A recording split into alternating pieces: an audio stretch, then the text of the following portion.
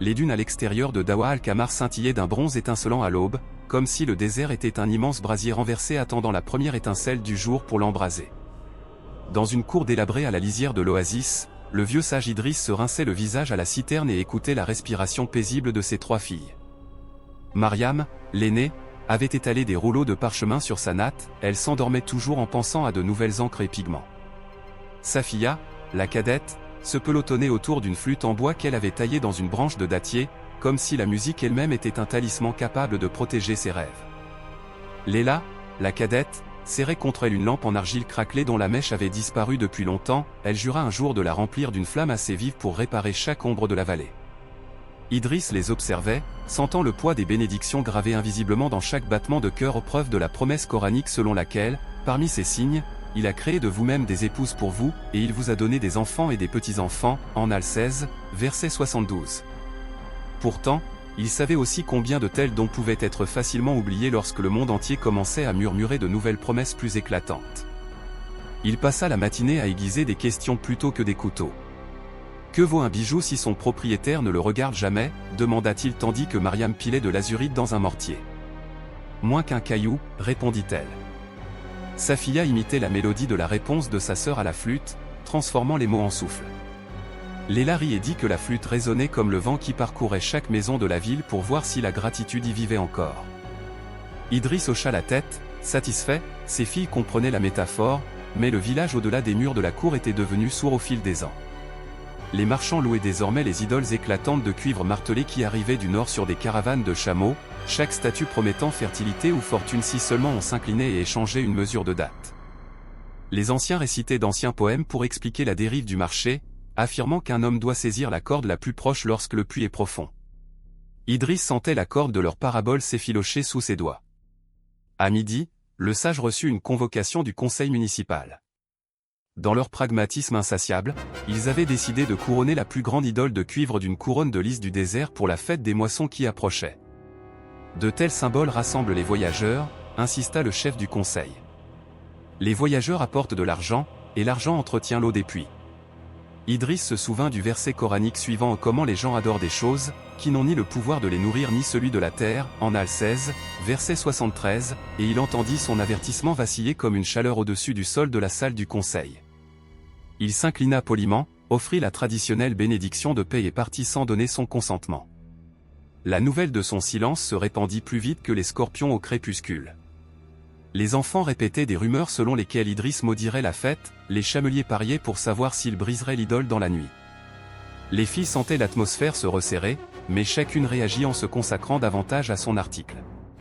Mariam peignit un rouleau illustrant la lignée de la miséricorde d'Adam à Abraham, la course désespérée de Hajar entre Safa et Marwa, le prophète, paix sur lui, levant les mains au milieu de la vallée de Taïf et elle l'accrocha devant leur porte. Safia façonna de nouvelles anches pour sa flûte, cherchant un son si pur qu'il pourrait briser les cœurs d'argile comme une graine fend la pierre. Léla passa des heures à polir sa lampe vide, murmurant qu'une flamme invisible y vivait déjà, attendant son heure. La veille de la fête, l'idole fut déplacée sur la place du village. Des torchers entouraient sa forme cuivrée, lui donnant l'illusion de respirer. Des tambours exhortaient la foule à une sorte de dévotion, mais au léger goût de peur. Idriss et ses filles arrivèrent en silence. Ils ne portaient pas de bâton, seulement un morceau de parchemin plié, sur lequel était ancré un seul verset: n'inventez pas de parabole pour Allah, certes, Allah sait, et vous ne savez pas, en Al 16, verset 74. Lorsque le chef réclama des offrandes, une file de villageois s'avança avec des sacs de cumin, des écheveaux de laine teinte, et même un bracelet décroché à la hâte du poignet d'une mère. Idriss observa les doigts de Mariam se crisper vers ses pigments, aspirant à donner de la couleur plutôt que de l'argent, mais elle se retint. Safia leva sa flûte, mais choisit de ne pas jouer. La lampe de Léla resta éteinte. Puis une cicatrice de sable frémissait à l'horizon, un de ces vents soudains du désert qui écrivent leurs propres décrets dans le ciel. Les torchers crépitaient. La couronne de lys se détacha du front de l'idole et se dispersa comme des oiseaux effrayés. Dans le silence qui suivit, Idriss éleva la voix aux pas très forte, mais suffisamment claire pour que les dunes elles-mêmes semblent tendre l'oreille. Il parla de la générosité contenue dans chaque souffle, de la façon dont l'eau trouve la soif cachée d'une graine, de la façon dont l'eau obtient sa promesse de revenir même après la plus longue nuit. Il leur rappela que la gratitude est une porte et que les idoles sont des serrures rouillées par l'intérêt personnel. Aucun coup de tonnerre ne gronda, aucun bronze ne se brisa, seul le vent filait ces mots, les tissant à travers la lumière instable des torchers jusqu'à ce que même les tambourinaires baissent les mains. La foule se dispersa avec inquiétude, emportant avec elle le doute et l'émerveillement comme deux grains de sable dans une même poche. Le conseil retarda l'offrande, déclarant qu'il se réunirait après le lever du soleil pour examiner la question sous un jour plus serein. Idriss remercia Allah pour ce bref répit, mais il sentit aussi l'imminence d'une décision imminente, le village se souviendrait de son alliance ou scellerait son oubli sous une idole plus brillante et plus haute. Il retourna dans la cour, dans le silence bleu-noir qui précédait l'aube, et trouva ses filles bien réveillées. Mariam déroula une nouvelle toile, vierge, attendant le prochain trait de l'histoire. Safiya tenait sa flûte prête, les lèvres prêtes à entendre la note qui marque le début d'un voyage. Léla posa sa lampe sur le seuil, comme si elle défiait le premier rayon de soleil de la réclamer. Idriss comprit alors que la parabole était déjà ancrée en elle, leurs actes de création étaient des vers vivants, chacun rappelant que la véritable adoration est une gratitude en mouvement. Au loin, un tambour solitaire frappait les premiers battements du matin. Idriss ferma les yeux et murmura « La ilaha illallah », laissant cette déclaration rythmer son cœur. Le vent se calma, prêt à l'écoute. Dawa al-Kamar se réveilla avec une odeur de poussière et de lys abîmés. Dans la cour de la mosquée, l'imam trouva des pétales plaqués contre l'ombre du minaret et se demanda à voix haute si des anges étaient passés au-dessus de lui dans la nuit. Les marchands rouvrirent leurs étals, mais moins d'idoles brillaient sur leurs tables, certains avaient caché les statues sous des tapis tissés, de peur que les avertissements du sage ne fassent fuir les clients. D'autres les exhibèrent avec défi, ajoutant des étincelles d'argent aux courbes de cuivre, car qu'est la dévotion comparée au profit mesuré à la brassée? Idriss entra sur la place du marché non pas en oracle, mais en père achetant du pain. Ses filles le suivaient, Mariam serrant un pot d'indigo, Safiya faisant tournoyer un roseau neuf, Léla balançant sa lampe dans sa paume comme le clair de lune sur l'eau. Elles sentirent des regards leur piquer le dos, gratitude et suspicion, admiration et ressentiment mêlés à un seul regard. Près du puits, un jeune homme nommé Bachir s'écria « Ô sage, montre-nous un miracle qui confirme tes paroles. » Le rire fusa parmi ses amis comme du vinaigre versé sur la pierre. Idriss répondit avec un sourire doux comme du miel de date, « Les miracles se produisent chaque fois qu'un cœur reconnaît ses propres battements. » Le jeune homme ricana, mais son sourire le déstabilisa plus que n'importe quel coup de foudre. Un voyageur de Bassora arriva à midi, à la tête d'une caravane de mules chargées d'épices dont les cloches résonnaient d'une note plus grave que celle de la flûte de Safiya. Il portait une ceinture brodée de minuscules idoles dorées, chacune étant un bibelot à vendre. Le chef du conseil l'accueillit avec empressement, voyant dans le sac du voyageur une occasion de surpasser le sage. Un marché fut conclu, le voyageur ferait don de sa plus grande idole une figurine d'obsidienne polie aux yeux d'ambre en échange de l'exclusivité des stands du festival. La nouvelle du pacte se répandit et l'excitation monta comme une crue soudaine du désert, rapide et insouciante de sa propre profondeur. Ce soir-là, Idriss rassembla ses filles sous l'acacia solitaire derrière leur maison. La lumière des lanternes projetait des éclaboussures safran sur le sable. Il déplia le premier parchemin de Mariam, celui qui représentait la course effrénée d'Ajar entre Safa et Marwa. Ici, dit-il en tapotant le puits peint de Zamzam, coup de la confiance en Allah. Ajar courait, mais elle avait confiance. L'eau ne venait pas des idoles de la Mecque, mais de la miséricorde du très miséricordieux. Mariam traça les traits de pinceau avec révérence. Safiya joua une note grave et douloureuse qui persistait comme le crépuscule. Léla inclina sa lampe vers la brise, espérant qu'une étincelle pourrait jaillir dans son cœur creux. Le conseil annonça que l'idole d'obsidienne serait dévoilée à l'aube, 2 jours plus tard. En préparation, les ouvriers érigèrent une estrade plus haute que tous les toits de Dawa al-Kamar. Des bannières en tissu couleur grenade flottaient dans un ciel soudain trop petit. Idriss arpenta le périmètre de nuit, comptant les coups de marteau et murmurant des prières adressées à une pierre qui ne pouvait entendre. Il hésitait entre parler à nouveau ou laisser le silence témoigner. Pendant ce temps, ses filles choisissaient l'action. Mariam peignit un deuxième rouleau, représentant un marché où chaque étal débordait de bénédictions aux poignées d'ombre, coupe de pardon, sac de patience mesuré à la poignée. Au-dessus, elle inscrivit, d'une calligraphie aussi audacieuse que le lever du soleil, les paroles du prophète, « Quiconque n'est pas reconnaissant pour les petites choses ne sera pas reconnaissant pour les grandes ». Safiya composa une mélodie pour accompagner le rouleau, une mélodie qui montait et descendait comme un souffle qui monte un escalier. Léla polit sa lampe jusqu'à ce qu'elle capte la lumière des étoiles, même lorsqu'aucune étoile n'était visible. Ils portèrent le parchemin jusqu'à la place centrale aux premières lueurs de l'aube. Safiya joua, Mariam déplia le parchemin, et Léla brandit la lampe bien haute, même si elle restait éteinte. Les villageois s'arrêtèrent à mi-chemin, les enfants s'immobilisèrent, même le voyageur d'épices, occupé à compter les pièces, tourna la tête. La mélodie s'éleva, enveloppant les bannières, effleurant l'estrade, glissant sous le velours de l'idole d'obsidienne. Un silence s'installa, et l'espace d'un instant, Dawa al-Qamar se souvint d'elle-même, un village sculpté dans la gratitude bien avant que les idoles de cuivre ne bordent ses routes. Bachir, le jeune sceptique, sentit sa gorge se serrer. Il s'avança, les larmes aux yeux, et demanda à Idriss, si le tout miséricordieux pourvoit à tout, pourquoi avons-nous encore faim et soif? Idriss posa une main douce sur l'épaule du garçon. La faim rappelle à la langue de louer avant la première bouchée. La soif apprend aux lèvres à former le mot balandulia quand l'eau les rencontre. Même le besoin est une miséricorde, car il ouvre une porte que l'arrogance garderait fermée. Le voyageur d'épicerie, dissipant le silence fragile.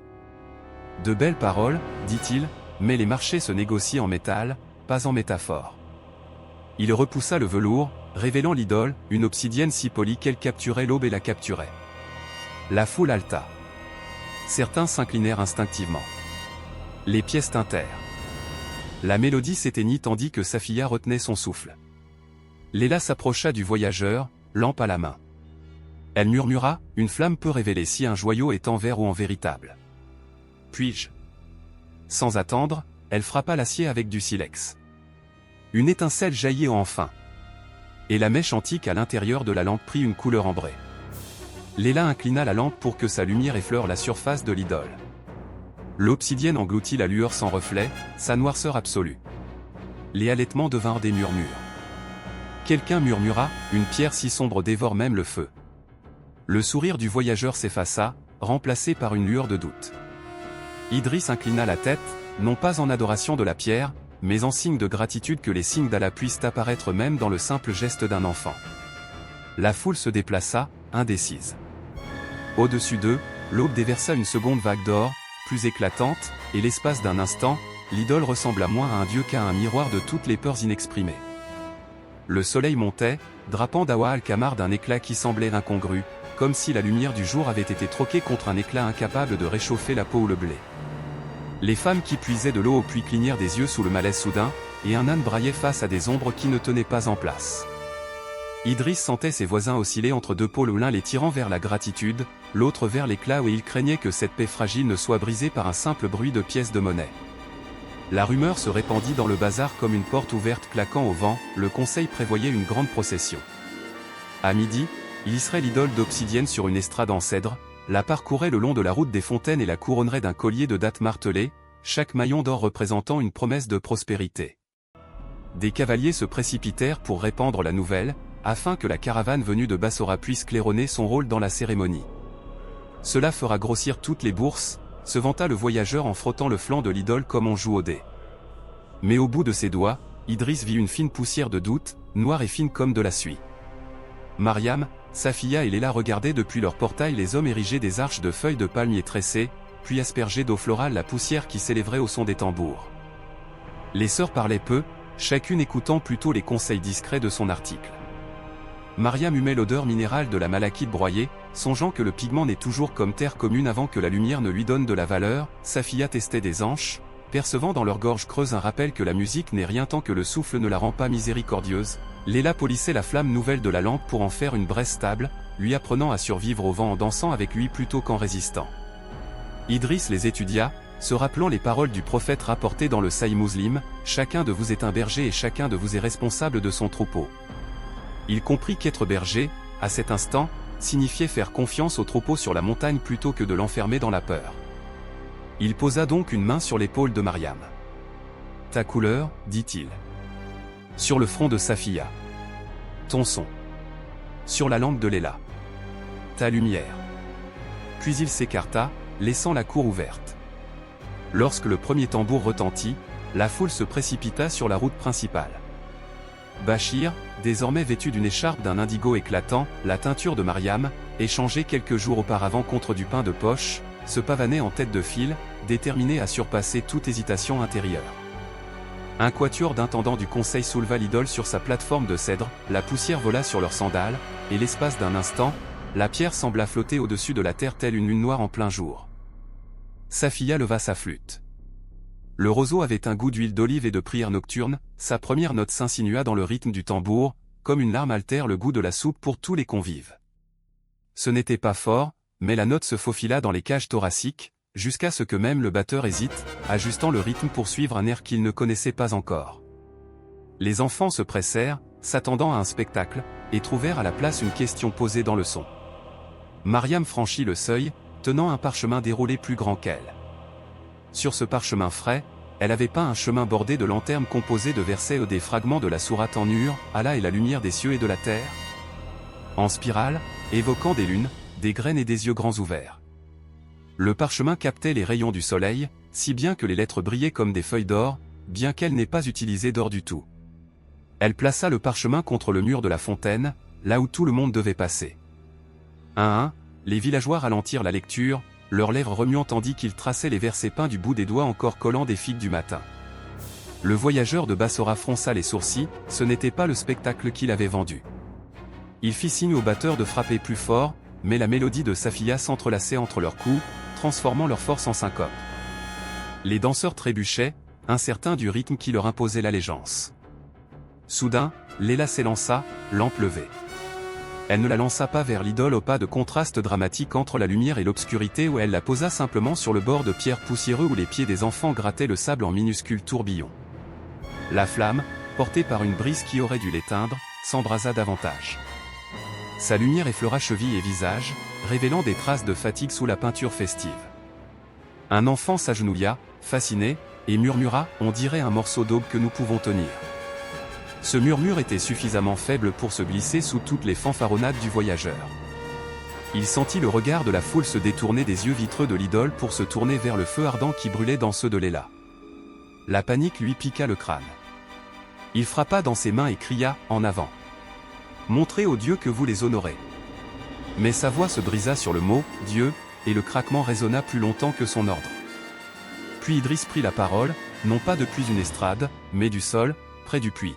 « Ô amis, dit-il, citant la sourate Ibrahim, souvenez-vous des bienfaits d'Allah sur vous, si vous les comptez, vous ne pourrez les dénombrer. » Il ne réprimanda ni l'idole ni son marchand, il offrit un inventaire, souffle, légumineuses, grains d'orge, le sursaut électrique invisible d'un cœur se souvenant d'un nom. Son ton était si ordinaire que les gens se penchaient pour s'émerveiller de ce qui ressemblait à des ragots de marché. Le filet d'eau de la fontaine ponctuait ces mots comme les calligraphes laissent le vide dessiner les courbes de l'encre. Bachir fit 3 pas hésitants vers Idriss. La ceinture indigo perdit un peu de son arrogance. « Sage, murmura-t-il, et si nous honorions les deux, la pierre et les écritures ? 2 fleuves nourrissent mieux un jardin qu'un seul. » Idriss sourit, bien qu'une lueur de tristesse vacillait dans ses yeux. « Un fleuve de miséricorde ne peut se mêler à un mirage et étancher la soif, » répondit-il. Il désigna la pommade de l'idole d'obsidienne. « Tu vois comme elle boit la lumière sans rien lui rendre ? La gratitude est un miroir, Bachir. Elle renvoie l'éclat à sa source. » Un silence s'abattit sur le cortège. Les tambours levèrent leurs baguettes, mais ne frappèrent pas. Les intendants, tenant l'estrade, se déplacèrent, le cèdre gémit là où les épaules vacillaient. Dans ce silence, la musique de Safiya s'éleva vers une sorte de prière. Le rouleau de lanterne de Mariam capta le soleil de midi, allumant les verres peints jusqu'à ce que les lettres semblent s'enflammer. La lampe de Léla brillait aussi intensément qu'un battement de cœur. 3 fissent le son, la couleur, le feu tressé en une seule corde invisible aux yeux, mais indéniable aux âmes. La plus petite enfant de la foule où elle ne devait pas avoir 5 ans se dirigea vers l'estrade, serrant contre elle une poupée d'argile. Elle la déposa au pied de l'idole, hésita, puis la récupéra et la porta à Idriss. « Pour le vrai fleuve, dit-elle d'une voix trop claire pour être argumentée. Les mères altèrent. Les pères clignèrent des yeux comme si quelque chose, logé derrière leur côte, avait bougé. L'idole d'obsidienne glissa. L'un des intendants perdit prise, une épaule s'affaissa, l'équilibre vacilla. La pierre heurta le cèdre, fissurant la planche, une réverbération semblable à celle d'un coup de tonnerre lointain fit trembler les fenêtres. La poussière vola en gerbes, et les lys de la guirlande en attente projetèrent leurs pétales dans l'air. Personne ne cria. Ils se contentèrent de regarder la plateforme s'affaisser, l'idole penchée de travers, ni brisée ni triomphante, juste lourde. Le voyageur jura, tendit la main pour stabiliser sa marchandise et se brûla la paume sur une pierre chauffée par le soleil. La douleur lui arracha un cri, il recula en titubant, sifflant des jurons qui lui parurent soudain enfantins dans le silence qui suivit. Du sang coula de sa paume sur le flanc de l'idole et glissa en fine traînée, avant de disparaître sur la surface noire. Une femme murmura, elle boit même le sang. À ce murmure, le charme de la nouveauté se brisa. Les marchands qui avaient exposé des idoles plus petites les rangeaient discrètement sous leur couverture, les acheteurs touchaient de la monnaie, mais la laissaient retomber dans leur bourse. Bachir s'approcha d'Idriss. Ses lèvres tremblaient et il prononça une seule phrase arabe qu'il n'avait plus prononcée depuis les prières du soir de son enfance, Astaghfirullah. Idriss répondit par « Wa alaykoum assalam », serrant brièvement le garçon dans ses bras. Les amis de Bachir virent l'humilité remplacer l'arrogance et recherchèrent le même soulagement, comme des hommes qui avaient bu de la saumure par erreur et qui n'avaient reconnu la soif que maintenant. Le chef du conseil, le visage rouge, tenta de rétablir l'ordre. Nous continuons, aboya-t-il, pour le commerce, la tradition, la fierté civique. Mais la fierté semblait fragile. Une brise du désert tirait sur les bannières, faisant claquer les tissus assez fort pour imiter les applaudissements d'un artiste invisible. Le chef répéta, plus faible, aucun écho ne se ralliait à sa cause. Idriss souleva la lampe de Léla. « Ô vous tous, cria-t-il, le Coran nous rappelle dans la sourate Al-Ashr, ô vous qui croyez, craignez Allah, et que chaque âme considère ce qu'elle a préparé pour demain. » Il inclina la lampe pour que la flamme brille sur les visages. Que allons-nous faire jaillir? Une pierre qui s'abreuve de lumière? Ou une lumière qui se multiplie? De longues secondes s'écoulèrent, lourdes, haletantes. Puis un intendant posa son coin de l'estrade. Un autre suivit. La dalle de cèdre toucha le sol avec un léger soupir de résignation. Quelqu'un dans la foule s'agenouilla, le front contre la poussière, non pas devant Idriss ni devant une idole, mais devant celui qui avait fait naître l'aube. D'autres s'agenouillèrent à ses côtés. La voix du chef du conseil s'éteignit comme une torche privée d'huile. La musique de Safiya changea de tonalité, pleine d'espoir. Mariam roula son parchemin à moitié, puis le déplia à nouveau, cette fois à l'envers, laissant les vers dégringoler, suggérant que la miséricorde est en mouvement, et non des lignes fixes. Les enfants applaudirent. Même le voyageur resta immobile, la paume palpitante, regardant le sang perler sur le bord coupé du cèdre brisé, rappelant que tout échange a un prix. Idriss sentit des larmes qu'il ignorait porter en lui. Il les recueillit du bout des doigts et murmura, Alhamdoulilah, car la gratitude revêt de multiples facettes, taches de peinture, souffle de roseau, lumière de lampe, larmes. Il jeta un coup d'œil à ses filles. Dans leurs yeux, il vit que la graine de la parabole avait fendu le sol, maintenant, sa pousse s'élevait vers le ciel, cherchant l'appui de la reconnaissance parmi son peuple. Cette nuit-là, aucune torche n'entourait l'idole. Elle restait sur sa plateforme renversée, menaçante mais mal aimée, telle une porte entr'ouverte donnant sur une cour où personne ne voulait entrer. La lune, telle une date argentée dans l'obscurité, jetait une pâle clémence sur la place. Idriss et ses filles rentrèrent chez eux, leurs sandales grattant doucement le sable. Derrière eux suivaient Bachir et trois amis, sans rien demander, seulement désireux de la proximité d'une histoire qui se déroulait encore. Dans la cour, Idriss versa de l'eau dans une bassine en cuivre. Bachir lava le sang du voyageur de ses mains, et l'eau transporta la tache dans la terre assoiffée où les nénuphars allaient fleurir. Safiya offrit sa flûte au garçon un instant, il ne parvenait pas à en tirer de la musique, mais cet effort le réconfortait. Mariam dessina rapidement des croquis de main lâchant des idoles dans les rivières, de rivières soulevant des lanternes en amont. Léla coupa la mèche de la lampe, nourrissant la flamme d'un soupçon d'huile. Ils mangèrent du pain à la pâte d'olive et rirent doucement, avec révérence du silence, qui pouvait être le triomphe le plus retentissant. Idriss récita une brève invocation, « Ô Allah, fais de nous des reconnaissants », et chaque cœur répondit doucement, « Amin ». Au-delà du mur de la cour, un seul tambour résonna puis cessa, comme si quelqu'un avait porté un doigt à ses lèvres et tout le village obéit. Si la caravane partait de nuit, aucun bruit de sabots ne venait troubler les dormeurs. Si le marchand emballait ses idoles et partait pour une ville plus disposée à troquer la lumière contre l'ombre, personne ne remarquait l'heure. Dawa al-Kamar reposait sous un ciel étoilé frais, chaque grain de sable bourdonnant de l'étonnement insatiable de la journée. Dans une maison après l'autre, les parents murmuraient à leurs enfants le verset peint par Mariam, à la guide qui il veut vers sa lumière. Ces mots flottaient dans les rêves comme des papillons de nuit, semant la lumière derrière les yeux clos. Pourtant, Idriss savait que l'aube mettrait à l'épreuve ce silence retrouvé. Les marchés rouvrent, les pièces clignotent, l'oubli guette comme un renard près d'un poulailler. La parabole n'est pas un tournant unique, mais une route sinueuse. Pourtant, ce soir, une petite région de gratitude avait été cartographiée, et dès qu'une carte existe, les voyageurs apparaissent. Il murmura aux étoiles, la ila anta, et sentit, quelque part au-delà du ciel, une miséricorde assez grande pour bercer même l'obsidienne. La brise répondit, bruissant les feuilles d'acacia comme des pages qui se tournent. Idriss ferma les yeux et, pour la première fois depuis de nombreuses lunes, le sommeil vint à Dawa al-Qamar sans qu'il ait à négocier son entrée. Le matin scintillait sur Dawa al-Qamar dans un silence si délicat que même les moineaux semblaient réticents à le percer. Le vent soufflait dans les palmiers dattiers, arrachant les derniers fils de la nuit. Idriss se réveilla avant l'appel à la prière et constata que la lampe que Léla gardait sur le seuil brillait encore sa mèche, à peine murmurée, mais aussi ferme qu'une promesse. Il s'émerveilla qu'une si petite flamme puisse survivre à la fatigue, au courant d'air et au doute, et il sentit le verset coranique refleurir en lui, à la guide qui il veut vers sa lumière. À cet instant, il comprit que la guidance était comme un fleuve dont la source se cache dans l'invisible et dont l'embouchure est la gratitude qui s'ouvre sur la rive du cœur. Il entra dans la cour pour se laver avant le fajr. Mariam était assise en tailleur sous l'acacia, les yeux cernés d'une détermination insomniaque, esquissant un nouveau parchemin.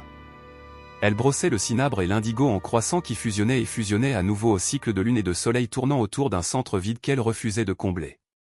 Safia, enveloppée dans un châle tissé couleur d'argile matinale, testait une flûte de roseau si douce qu'elle aurait pu être le roucoulement d'une colombe.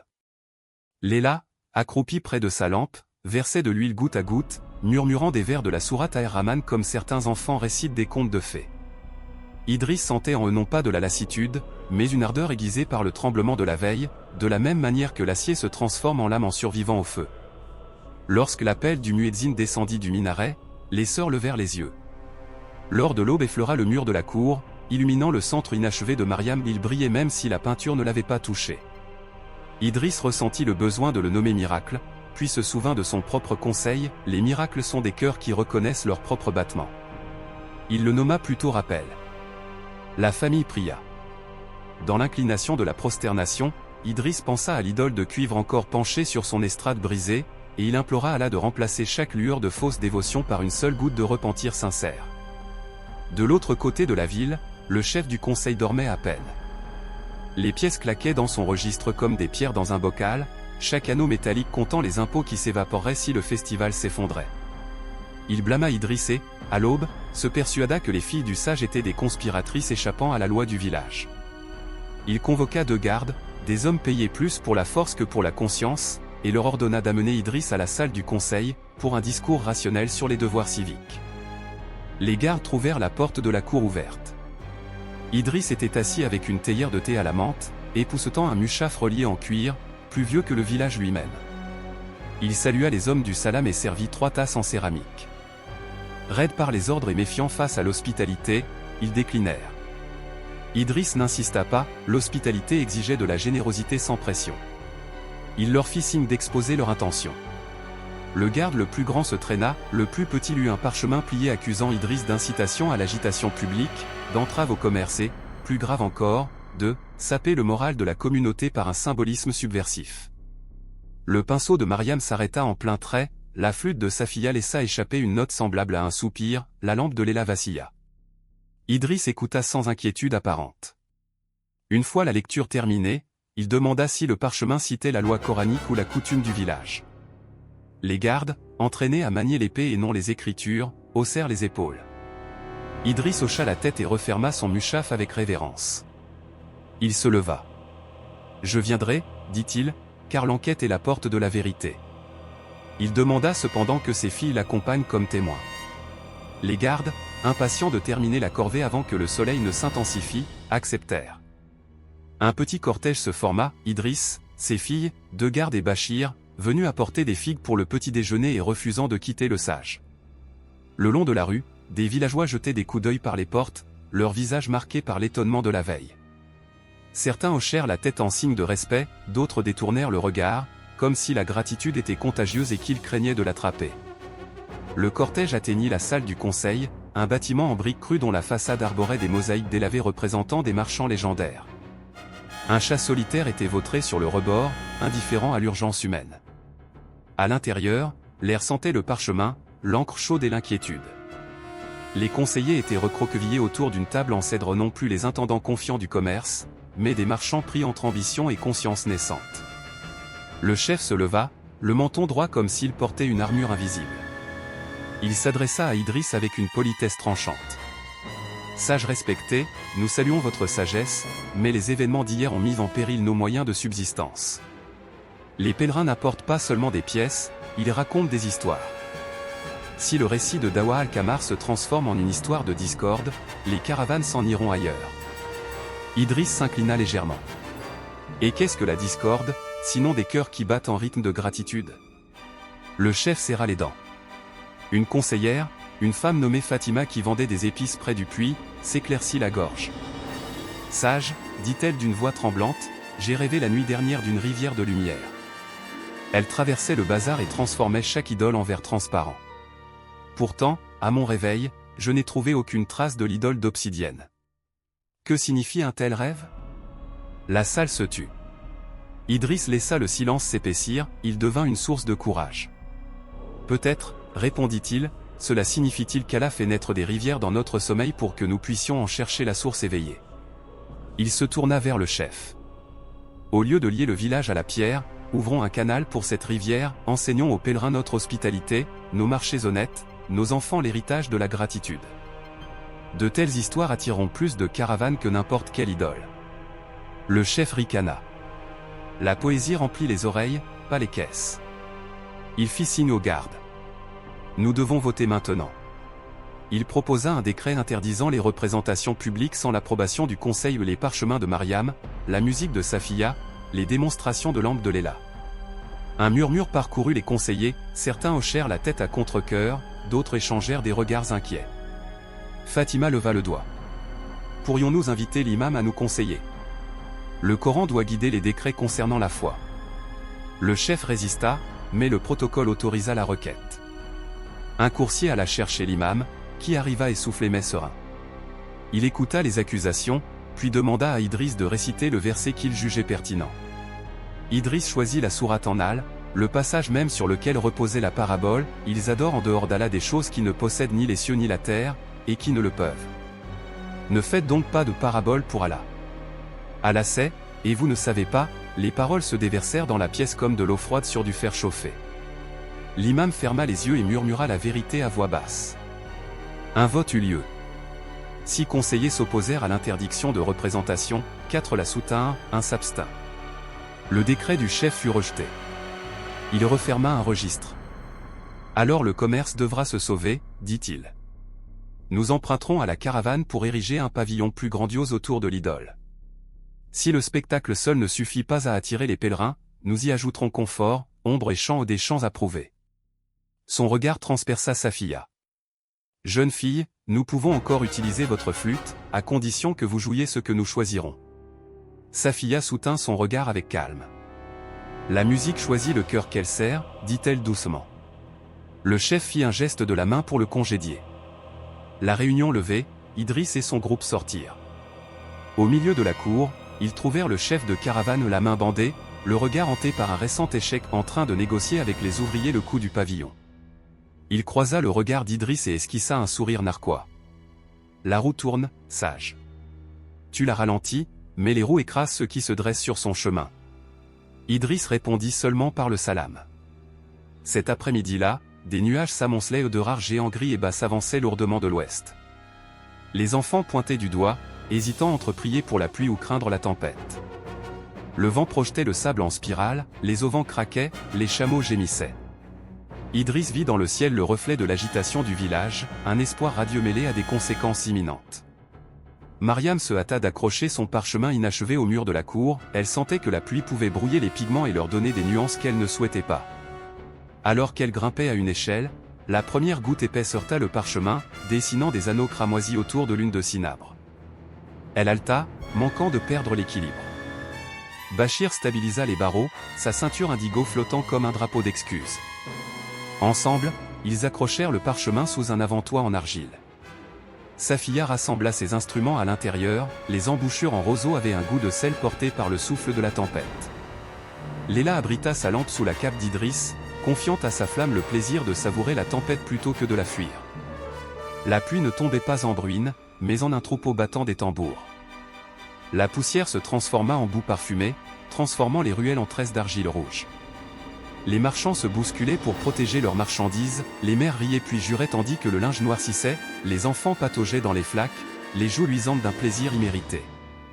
Et sur la place centrale, l'idole d'obsidienne scintillait, la première véritable auquel ait jamais senti. La foudre craqua derrière le minaret, illuminant un spectacle étrange, des gouttes frappèrent l'idole et ruisselèrent sur son visage comme des larmes, laissant des traînées pâles là où la pluie lava les résidus de sang, révélant un réseau de fissures capillaires. La foule haleta. L'eau s'infiltra dans les fissures. Un coup de tonnerre violent retentit, et un long et fin frisson parcourut la pierre. Un éclat de la longueur d'un avant-bras se détacha et s'écrasa sur le cèdre trempé. Personne ne le toucha. La pluie siffla plus fort, comme si le ciel lui-même condamnait les illusions de permanence. Saphia sentit la musique lui gonfler la poitrine, aussi pressante qu'un pouls. Elle leva sa flûte juste devant la cour, ignorant les volets claqués et les gardes du conseil se précipitant vers les auvents. Sa première note s'éleva telle une grue s'élevant dans un ascenseur d'orage, fendant le tonnerre pour atteindre des oreilles en quête de sens. La ilaha ilaha chantait-elle d'un souffle seul, chaque intervalle étant une déclaration d'unité, ni rival, ni duo, ni co-dirigeant. La mélodie serpentait le long des rues, portant un verset entendu seulement par les chœurs, il fusionne les deux mers, l'une douce, l'autre salée, entre elles se trouve une barrière qu'elles ne franchissent pas, les gens entraient sous la pluie pour écouter, le visage levé, laissant l'eau baptiser la mémoire. Le chef du conseil, malheureux sous un auvent percé, observait les gouttes s'amonceler autour de l'estrade de l'idole, craignant que chaque fissure ne signale une fuite de profit. Il ordonna aux ouvriers de transporter des bâches et des cordes, ils hésitèrent, la foudre léchant encore le ciel. Frustré, il courut vers les fondations du pavillon, ses bottes claquant. À mi-chemin, il glissa, heurtant la boue si violemment que son souffle lui échappa. Lorsqu'il se releva, sa robe lui collait lourdement, et l'éclat d'obsidienne le fusilla du regard comme un verdict rendu. Au crépuscule, la tempête dérivait vers l'est, laissant des gouttes de cristal trembler sur les palmes. L'air sentait le neuf, comme des pages fraîchement ouvertes. Dawa al-Kamar émergea prudemment, comptant les pertes causées par la tempête, 2 tentes effondrées, 3 caisses trempées, mais les puits se remplissaient, les citernes chantaient. Les enfants ramassaient des poignées d'eau de pluie pour les insectes assoiffés depuis la saison précédente. Les anciens remerciaient Allah pour sa miséricorde déguisée en déluge. Idriss et les filles se dirigèrent vers la place. L'idole penchait davantage, des fissures se dessinant comme des toiles d'araignée à sa surface. Pourtant, les villageois ne se pressaient plus pour l'adorer, ils l'observaient comme un étrange rocher, intéressant mais sans intérêt. Fatima s'approcha d'Idriss. « La rivière de mon rêve, murmura-t-elle, je crois qu'il vient de pleuvoir. » Idriss sourit, l'eau de pluie perlant dans sa barbe. « Les rivières ont de multiples formes, ma sœur. Certaines se déplacent sur les nuages. » Le marchand émergea de sa tente, une main bandée protégeant ses yeux. Il constata les dégâts aux soies trempées, sacs d'épices gorgés d'eau et une rage volcanique s'empara de lui. Il s'avança devant l'idole, brandissant une dague servant à couper les cordes. « Toi, rugit-il à Idriss. Tes ruses invoquent les tempêtes et les voleurs de commerce. » Il leva la lame comme pour sculpter l'autorité dans l'air. Les gardes saisirent leurs épées trop lentement. Léla s'avança la première, une lampe à 2 mains. La flamme intérieure avait survécu au torrent, la mèche protégée par un verre désormais tacheté de gouttes de pluie. Elle la tenait entre le marchand et le sage. Le marchand se figea, transpercé par un feu improbable. De l'eau scintilla sur le fil de la dague, une goutte glissa vers la poignée, s'arrêta à la pointe de l'acier, puis bondit droit sur le verre de la lampe, grésillant inoffensivement. Dans ce léger sifflement, quelque chose en lui eut la peur, l'avidité, le chagrin frissonna. Sa dague s'abaissa, glissant de ses doigts engourdis dans la boue. Le silence engloutit le carré. Idriss parla doucement, la lumière d'Allah ne se vend pas, et les poignards ne peuvent l'obscurcir. Le marchand s'effondra à genoux, la paume palpitante sous ses bandages humides. Des larmes se mêlèrent à la pluie sur ses joues. Il murmura, « Pardonne », incapable d'adresser sa supplication à un visage humain. La flûte de Saphia répondit par une berceuse plus ancienne que le village, elle rappelait aux adultes les berceuses qu'ils entendaient autrefois dans les bras de leur mère. Mariam déplia son parchemin fraîchement lavé. là où la pluie avait brouillé les pigments, de nouveaux motifs apparurent, le soleil et la lune ne se séparaient plus de croissant, mais se superposaient dans des anneaux violets crépusculaires, encerclant un centre encore vide mais rayonnant. Les enfants se pressèrent plus près, l'un d'eux traça le centre vide et ricana, on dirait le commencement de tout. Un conseiller toussa, hésitant. Il demanda au chef, encore couvert de boue, si le projet de pavillon devait être mis en œuvre. Le chef regarda autour de lui les villageois rassemblés autour des flammes, de la musique, des œuvres d'art striées d'eau et ne vit plus aucun public pour le spectacle. Il épousseta ses manches, trouva cela inutile, et murmura, il y aura un autre compte à rendre. Il s'éloigna péniblement, sa robe plus lourde à chaque pas. Bachir aidait les ouvriers à empiler des planches de cèdre pour les faire sécher, il attachait du tissu autour de l'éclat d'obsidienne pour éviter que les enfants ne se coupent les pieds sur ses bords. Il ne portait plus de ceinture indigo comme un insigne, il s'en servait pour essuyer l'eau de pluie sur le cadre du parchemin de Mariam, prenant soin du pigment comme s'il s'agissait d'un texte sacré. La nuit s'installa, bleu-violacé.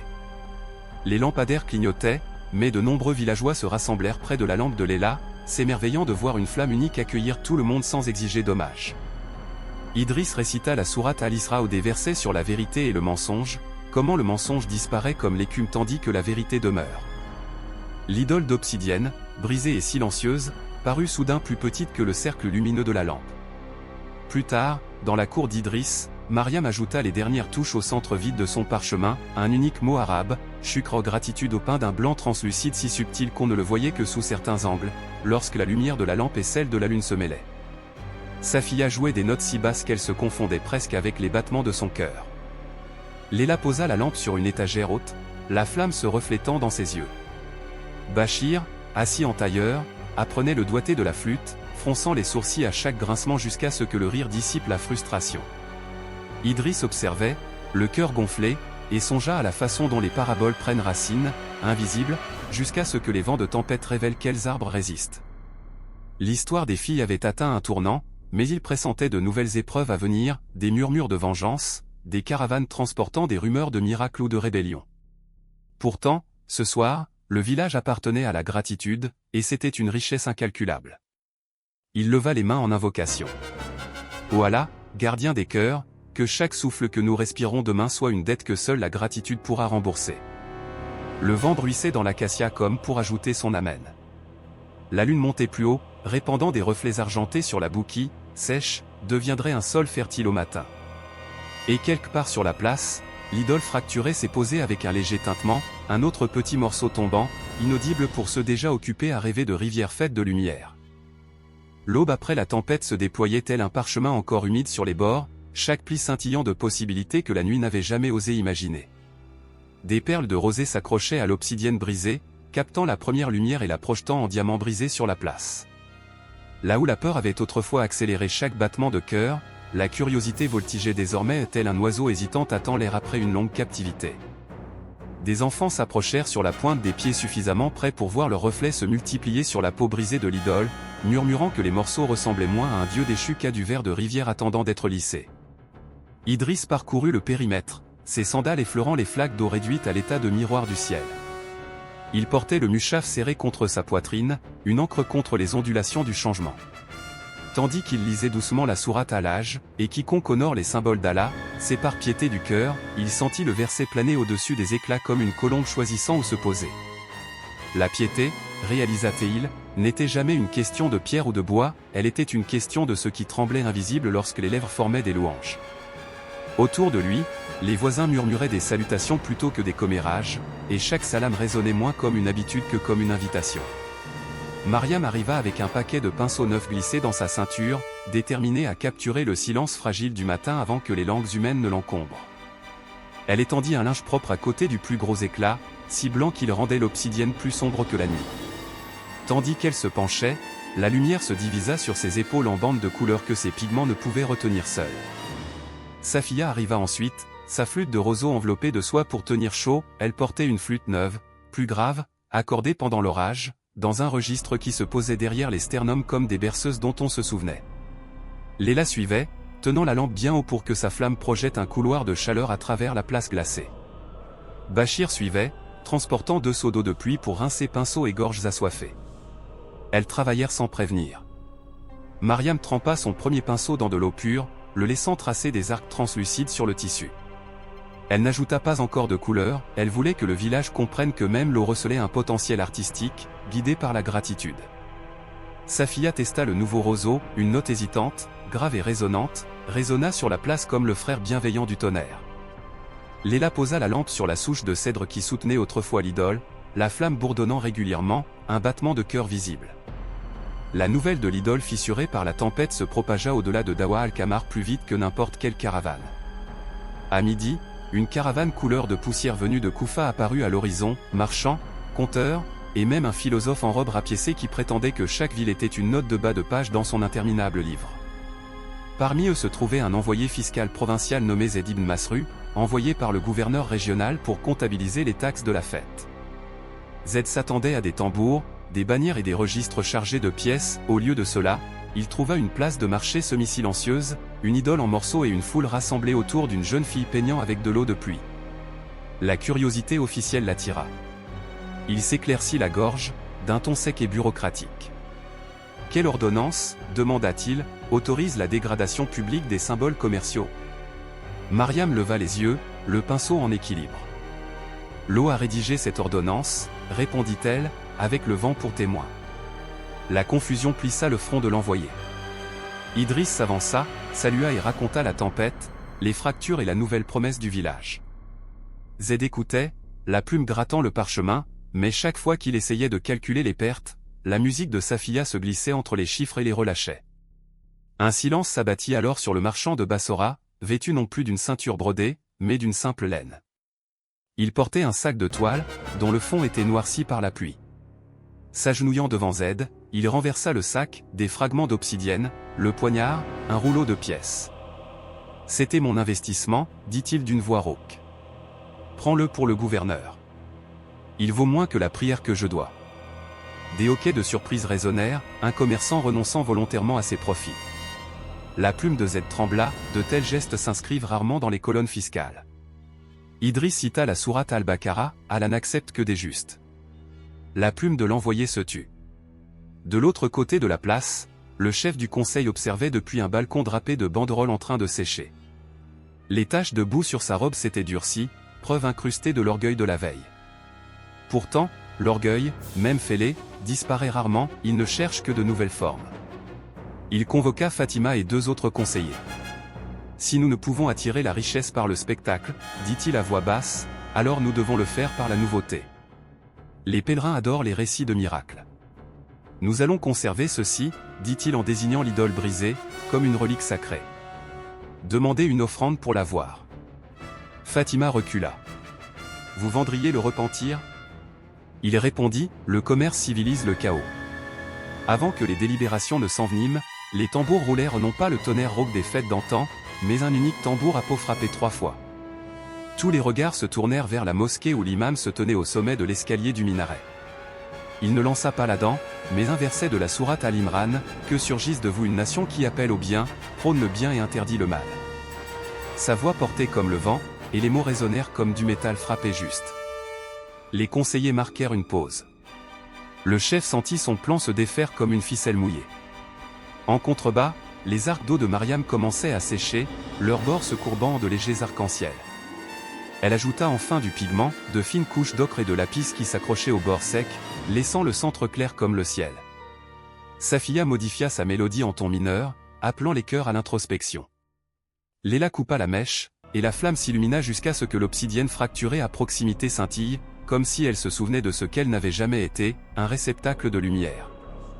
Bachir s'approcha des enfants rassemblés près des tessons. Il leur offrit des roseaux qu'il avait coupés derrière le puits, leur apprenant comment chaque tube creux sifflait lorsqu'on soufflait sur son bord. Les rires fusèrent une musique sans maîtrise, pure et saisissante. Les mères sourirent, réalisant que certaines joies défient la monétisation.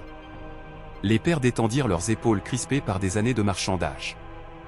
Bachir fit un clin d'œil à Idriss, comme pour lui avouer que son propre compte était désormais équilibré différemment. Zaid ibn Masru passa l'après-midi à interroger les villageois, à croiser les registres, à tenter de quantifier une vérité qui échappait à l'arithmétique. Il constata une baisse des ventes d'idoles, mais une augmentation des repas partagés, moins de plaintes de soif et davantage de seaux remplissant les jarres des voisins. Il inspecta le puits, le niveau d'eau était plus élevé après l'orage. Un berger lui expliqua que les moutons buvaient moins d'eau de ruissellement saumâtre ce matin-là. Z nota ces changements comme des « évolutions non monétaires », une rubrique qu'il inventa sur le champ, puis se demanda si le gouvernement n'avait pas négligé une monnaie plus riche. À la tombée de la nuit, il réunit à nouveau le conseil. Le chef attendait une justification, au lieu de cela, Z déclara que les prévisions fiscales pourraient être compensées par une augmentation du trafic à long terme, attiré par des manifestations de piété communautaire et de merveilles naturelles, sa traduction bureaucratique de la gratitude. Le conseil, las, accepta. Le chef bouillonnait, mais ne voyait aucun intérêt à la colère publique. Tandis que les étoiles répétaient leur ascension, les villageois se rassemblèrent pour un repas sur la place, chacun apportant un petit quelque chose, olives, dattes, pain plat, fromage de chèvre rincé aux herbes. Une tapisserie de lanternes flottait au-dessus de leur tête, chaque flamme empruntée à la lampe de Léla étant ensuite transportée avec précaution dans son récipient. Personne n'ordonnait ce rituel, il se déroulait comme un instinct retrouvé. Idriss regarda les étincelles embrasser le crépuscule et sentit le verset de la sourate en ursoufflé, lumière sur lumière. Une fois les assiettes vidées et les conversations calmées, le philosophe de la caravane de Kufa se leva et s'éclaircit la gorge avec un flair théâtral. « J'ai voyagé, proclama-t-il, à travers des royaumes où les hommes nomment les pierres pères et les nuages fils. J'ai rarement vu la rupture d'une pierre donner naissance à une telle plénitude. » Il désigna la toile de Mariam en train de sécher, scintillant à la lueur de la lanterne. « Permettez-moi de relater votre histoire, non pas comme une légende, mais comme une boussole pour d'autres villes. » Idriss hocha la tête, avertissant, « Dites la vérité, sans exagérer ni minimiser. Les paraboles perdent leur pouvoir lorsqu'elles sont enveloppées d'or superflu. » Le philosophe s'inclina profondément, la plume déjà irritée. La flûte de Safiya invitait la nuit, un début lugubre qui s'élevait vers l'espoir comme des oiseaux s'envolant en sursaut. Bachir l'accompagnait sur un tambour qu'il avait troqué contre sa ceinture indigo, battant d'un battement de cœur égalant le silence de la respiration collective. Les enfants fredonnaient, des voix plus âgées se joignaient à eux, jusqu'à ce que les chants se superposent dans une harmonie inexpérimentée. On aurait dit un pardon s'installant parmi eux. Léla plaça sa lampe au centre de l'assemblée, l'entourant de minuscules éclats d'obsidienne disposés en un anneau reflétant les flammes de 100 soleils miniatures. Elle murmura la sourate Al-Zumar, « N'est-ce pas sa lumière qui guide les aveugles ?» Un aveugle de la caravane, entendant le verset, s'avança et demanda s'il pouvait réchauffer ses mains à la lampe. Léla approcha ses paumes. « Je ne la vois pas, » murmura-t-il, « et pourtant je sens l'aube. » Elle répondit, « Certaines lumières voyagent par la chaleur. » Plus tard, sous les feuilles d'acacia tremblantes de la lumière des étoiles, Idriss s'adressa à ses filles. « Aujourd'hui, dit-il, la lumière s'est répandue sans permission. Demain, les ombres pourraient implorer leur retour. » Mariam hocha la tête, rinçant déjà ses pinceaux, les couleurs tâchent mais purifient aussi. Safiya enveloppa sa flûte, même les mélodies ont besoin de repos. Léla protégea le foyer de sa lampe, la flamme s'éteignant en braise. « Serons-nous prêtes ?» demanda-t-elle. Idriss récita, « Elle n'accable pas une âme au-delà de ce qu'elle peut supporter. » Elles respirèrent le verset comme un air partagé. Au-delà de la cour, le chef du conseil était assis seul, feuilletant un registre neuf. Aucun chiffre ne le remplissait encore, seules des cases vides attendaient l'encre.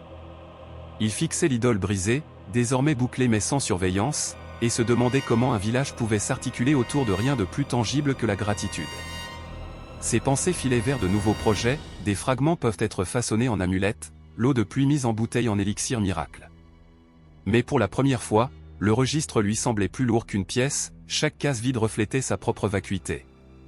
Il referma le livret, avec un soupir qui le surprit lui-même, murmura le début de la sourate Al-Fatiha, au nom d'Allah, le tout miséricordieux, le très miséricordieux. Les mots avaient un goût inconnu, mais étrangement nourrissant. Vers minuit, Zaid ibn Masru finalisa son rapport à la lueur des lanternes. Le village de Dawa al-Kamar présente une évolution singulière, passant d'un commerce centré sur les idoles à des échanges communautaires centrés sur la gratitude, ce qui se traduit par des atouts non quantifiables tels que la cohésion sociale, la rétention d'eau et l'intérêt extérieur des érudits et des caravanes. Il la scella de cire. Avant de dormir, il resta près de la lampe le temps que Léla la remplisse d'huile. Leurs regards se croisèrent, le protocole lui interdisant de remercier un enfant avec des ressources de l'État, il offrit donc ce qu'il pouvait, que Allah te récompense. Et Léla, libérée des contraintes administratives, répondit, « Et toi aussi. » l'air balayé par la tempête transportait des parfums de terre humide et de cumin. Idriss sombra dans des rêves où l'idole fissurée se dissolvait dans la terre noire, et de chaque éclat jaillissaient des lianes aux feuilles luminescentes. Les lianes tissaient des mots d'un vert pâle, chucre. Chucre. Chucre.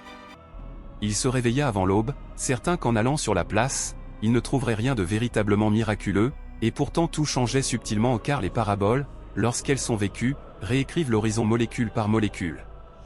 Aux premières lueurs du jour, les nuages s'étaient déplacés vers l'est, transformant le ciel en une cuvette turquoise polie. Les filles trouvèrent la place déjà animée, mais personne ne vernissa l'idole ni ne compta les offrandes. Au lieu de cela, les villageois construisirent des bancs bas autour du plus gros éclat, le transformant en banc de fortune au bord du puits. Les enfants dessinèrent à la craie sur les dalles de cèdre, soleil, lune, flûte, lampe, parchemin, autant de pictogrammes du nouveau récit. Le morceau d'obsidienne ne brillait plus, il servait. Idriss récita la sourate à l'incens, et il donne de la nourriture, par amour pour lui, aux nécessiteux, à l'orphelin et aux captifs, en disant « Nous vous nourrissons uniquement pour l'amour d'Allah, nous ne demandons de vous ni récompense ni remerciement. » Le verset flottait sur la place comme une nouvelle bannière que personne ne pouvait arracher. Une nouvelle caravane arriva, attirée par la rumeur de la pluie et d'un village où la gratitude se transformait en pain. Les marchands descendirent de cheval, surpris de ne trouver aucune taxe d'entrée, seulement des enfants offrant de l'eau fraîche et des histoires. Le philosophe était assis avec sa plume, capturant chaque sourire étonné. Z s'apprêtait à partir, son rapport en sécurité dans sa sacoche, mais il s'attarda lorsque Safiya entonna une mélodie d'adieu. Il comprit alors que la gouvernance mesurait la prospérité à l'argent, car l'argent pouvait s'empiler, pourtant, en entendant cette flûte, il se demanda si la richesse pouvait aussi se compter en moments qui allongent l'âme. Ce soir-là, tandis que les lanternes se rallumaient à la flamme de Léla, Mariam dévoila son tissu achevé, des arcs d'eau recouverts d'ocre et de lapis encadraient désormais un centre translucide où chucre scintillait tel un secret que seul le cœur pouvait lire. Elle l'offrit à l'imam pour le mur intérieur de la mosquée. L'imam accepta, les larmes aux yeux, affirmant que l'art était un sermon que le pigment pouvait prêcher. La mélodie de Safiya accompagnait la suspension, la lampe de Léla guidait les clous dans la brique crue, et le tambour de Bachir signait la touche finale. Lorsque le tissu se remit en place, le vent cessa. L'espace d'un long souffle, le village, les caravaniers et même le chef du conseil se sentirent légers, comme si la gratitude elle-même avait atteint le sommet de la vallée sur la carte de la miséricorde.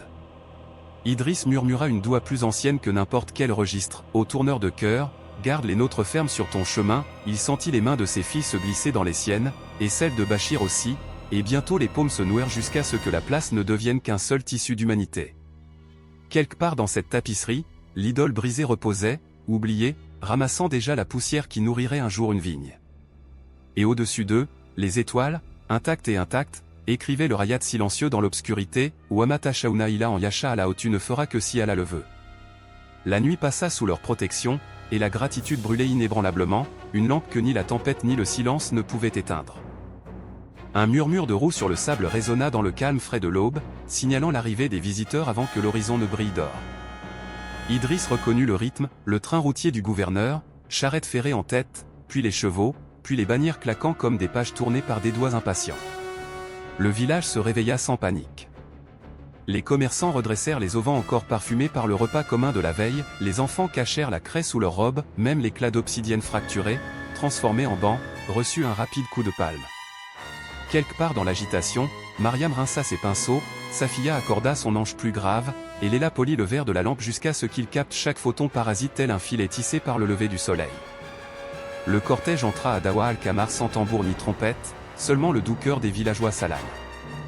Le gouverneur Kher ad-Din descendit de cheval, des broderies dorées scintillant à ses poignets.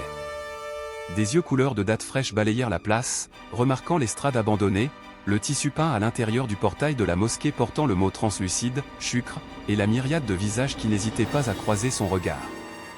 Il s'attendait à une émeute ou à un silence repentant, il trouva au contraire une atmosphère oscillant entre contemplation et célébration, comme un jour de marché qui se souvenait d'avoir été une prière. Zaid ibn Masrur s'avança avec son rapport scellé, le gouverneur le repoussa d'un geste. « Je préfère peser le parchemin après avoir rencontré l'encre, » dit Kher ad-Din d'une voix chantante mais tranchante. Il s'approcha d'Idriss. « Sage, la rumeur te dépeint à la fois comme un incendiaire et un guérisseur. »« Quel manteau convient ?» répondit Idriss. « Un guérisseur peut attirer la chaleur, et le feu peut cautériser une blessure. Il s'inclina et offrit une place sur le banc d'obsidienne. Le gouverneur haussa un sourcil, mais accepta. La pierre fissurée, fraîche de l'air nocturne, gémissait sous le poids de la soie. Mariam déploya une petite toile de voyage de délices à moitié esquissée s'élevant à travers la roche fissurée et la déposa aux pieds du gouverneur. « Un cadeau bienvenu, dit-elle, inachevé, que votre arrivée puisse colorer. » Kheyr ad-Din étudia les traits naissants. « Quelle teinte donneriez-vous à l'autorité » demanda-t-il. Mariam sourit doucement. Quelle que soit la nuance que la gratitude projette aujourd'hui. Le gouverneur rit de manière inattendue, peu courtoise. Se sont détendues les épaules raides de ses gardes. Safia leva sa flûte et lança une phrase assez simple pour passer inaperçue entre les mots, mais assez solide pour supporter le silence. Les notes s'enroulèrent autour des roues de charrette et des clochettes de chameau, tempérant le cuivre comme la bête. Kheyr ad-Din ferma les yeux, laissant la mélodie calibrer son jugement. Lorsqu'il les rouvrit, Léla était agenouillée, une lampe en équilibre sur ses paumes. Sa flamme brûlait faiblement, stable, un défi mesuré à la lumière du jour. Elle murmura l'introduction de la sourate Ash-Shar, « N'avons-nous pas élargi pour toi ta poitrine ?» Un verset sur les fardeaux et leur libération. Le regard du gouverneur s'adoucit, il se pencha plus près, comme s'il entendait l'écho de prières plus jeunes prononcées avant que la responsabilité n'imprime une couche de fer sur ses côtes. Le chef du conseil apparut, son grand livre en armure, prêt à justifier ses pertes et à nourrir de nouvelles ambitions. Pourtant, Kheyr ad-Din lui fit signe d'attendre. Le gouverneur s'adressa à la foule, « Je suis venu par crainte d'une révolte contre le commerce légal. Je trouve plutôt un village qui plie le commerce à la compassion. Expliquez-moi cette alchimie. » Idriss fit un geste vers ses filles. La peinture, la musique et la lumière révélèrent ce que les idoles cachaient, chaque bénédiction est déjà marquée du nom d'Allah, et la gratitude est la seule véritable monnaie. Il récita, presque nonchalamment, la sourate An-Nahl, versets 72 à 74, les entrelaçant dans l'air poussiéreux, le signe des époux et des enfants, la folie d'adorer ce qui ne peut rien, l'avertissement de ne pas forger de paraboles pour le divin.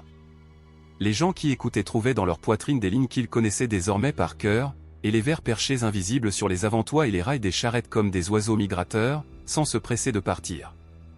Kheyr ad-Din posa un coude sur le banc d'idole fissuré. Si la gratitude est une monnaie, comment la dépense-t-on ? Bachir s'avança, tambour à ses côtés. Dépenser en donnant de l'eau avant le prix, en échangeant des histoires avant le poids, en frappant des tambours qui rythment les pas plutôt qu'ils n'étouffent les battements de cœur. Il leva son tambour aux couleurs indigo et frappa un rythme imitant la pluie qui avait guéri la pierre. Des rires ondulèrent, même la bouche du chef du conseil se contracta avant que le devoir ne la ressaisisse. Le marchand de Bassora s'approcha, portant une modeste caisse en bois.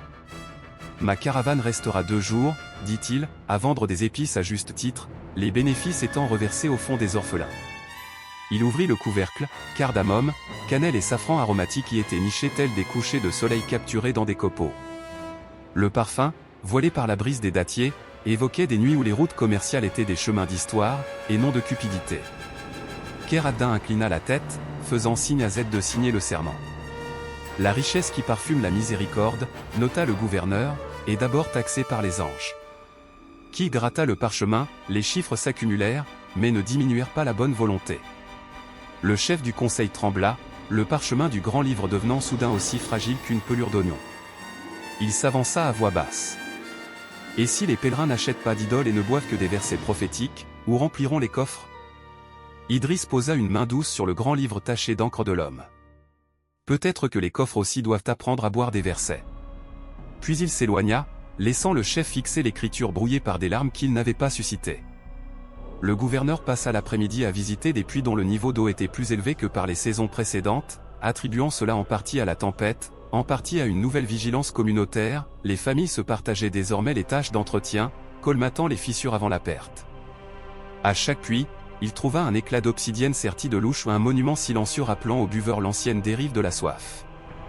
Les enfants le lui expliquèrent, les yeux brillants. Kheyr ad-Din les écouta avec plus d'attention que n'importe quel exposé du conseil, leur simplicité perçait les couches du protocole avec une précision chirurgicale. Lorsque la visite retourna sur la place, la toile de Mariam était suffisamment sèche pour recevoir de nouvelles couleurs. Chaque villageois apporta un coup de pinceau ambre, bleu sarcelle, sauge, fusain jusqu'à ce que des lys jaillissent de la roche dans des teintes qu'aucune main n'aurait pu équilibrer. Le gouverneur, invité en dernier, trempa son pinceau dans l'eau claire et traça une veine d'humidité presque invisible le long d'un pétale.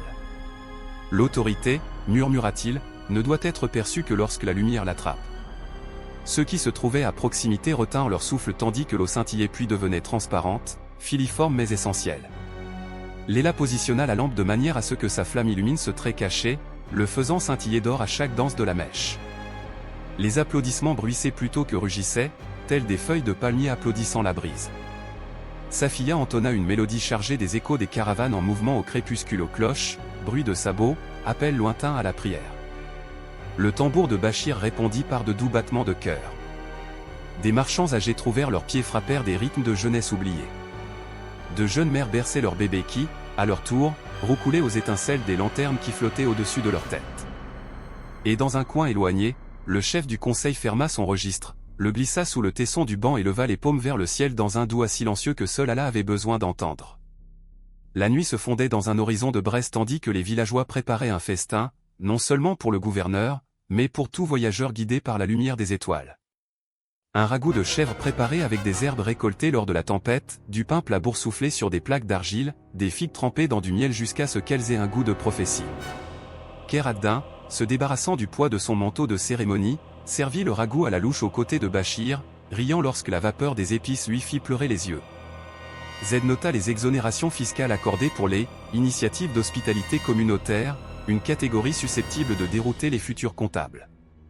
Mariam dévoila un second rouleau, une calligraphie de la sourate Al-Hud, imaginez donc le pardon de votre Seigneur, puis repentez-vous, il enverra sur vous le ciel avec une pluie abondante. Les villageois traçaient les lettres, se souvenant des eaux pluviales traçant des chemins similaires sur la pierre d'ébène. Fatima raconta son rêve de rivière, désormais réalisé dans les puits et les cœurs. La philosophe griffonnait aussi vite que sa langue déversait image sur image, s'émerveillant de la façon dont les rêves et les écritures formaient une corde suffisamment solide pour tirer une communauté de l'abîme. La lampe de Léla, au centre de chaque cercle, ne vacillait jamais. Lorsque son huile se dilua, Kheyr ad-Din offrit de l'huile d'amande parfumée de ses réserves de voyage personnelles. Léla accepta, murmurant Bismillah avant de verser. La flamme flamboya, capturant le reflet du gouverneur dans le verre. Il observa le scintillement, mais n'y découvrit aucune vanité, seulement un rappel que le pouvoir, lui aussi, pouvait être source de carburant ou de fumée. Au milieu du repas, Idriss se leva. Il ne monta ni sur les bancs ni sur les estrades, il resta au ras du sol, les genoux frôlant la poussière. On nous avertit, dit-il, que l'oubli suit la gratitude comme la nuit suit le coucher du soleil. Enseignons donc les signes à nos enfants, afin qu'à la tombée de la nuit, ils se souviennent de la lampe. Il récita la conclusion du passage de la sourate An-Nahl, ne créez pas de rivaux avec Allah alors que vous savez. Autour de lui, des hochements de tête ondulaient comme de petites vagues fermes poussant un bateau vers la clémence. La flûte de Safiya répondait par une lente berceuse, incitant les gens à respirer plus profondément. Une à une, les lanternes s'éteignirent, mais celle de Léla demeura brillante, guidant les voyageurs vers leurs matelas, les chameaux vers leurs poteaux d'attache et le gouverneur vers une humble maison d'hôte autrefois réservée aux intermédiaires en épices. Il accepta sans protester, le noble dormait tranquillement à Dawa al-Qamar ce soir-là.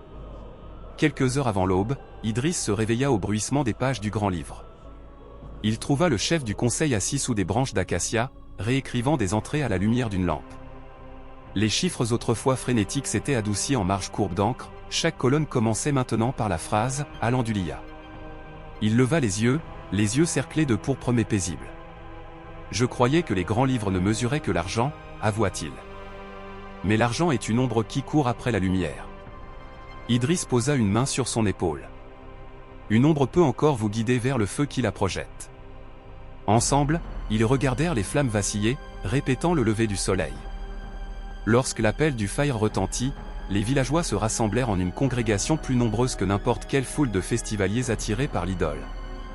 Kheyr ad-Din priait aux côtés des chameliers et des potiers, chaque murmure d'Amin rapprochant les cœurs. Tandis que le dernier salam de l'imam s'élevait, les oiseaux s'élevèrent en cascade vers le ciel et une lumière safran se répandit sur les palmes, dorant chaque éclat fissuré et chaque reste de flaque d'eau jusqu'à ce que le village scintille telle une mosaïque que seul le ciel pouvait jointoyer. Le gouverneur partit après un petit déjeuner composé de yaourt au miel et de thé à la menthe, laissant un décret gravé sur du cèdre. Dawa al-Qamar organiserait chaque année une « fête de la gratitude » où commerce, art et charité seraient indissociables exonérés d'impôts et sans intérêt. Le décret portait son sceau, mais aussi, pour la première fois dans les archives provinciales, un second sceau gravé de la main d'un enfant, le dessin de Léla représentant une lampe et le verset numéro 72. Les caravanes, entendant parler d'une telle fête, traçaient de nouvelles routes, les érudits emportaient de l'encre pour relater les transformations, les poètes s'accordaient pour saisir ce que les lignes du grand livre ne pouvaient pas saisir. Les mois passèrent en un clin d'œil, comme les saisons observées avec des yeux fraîchement rincés.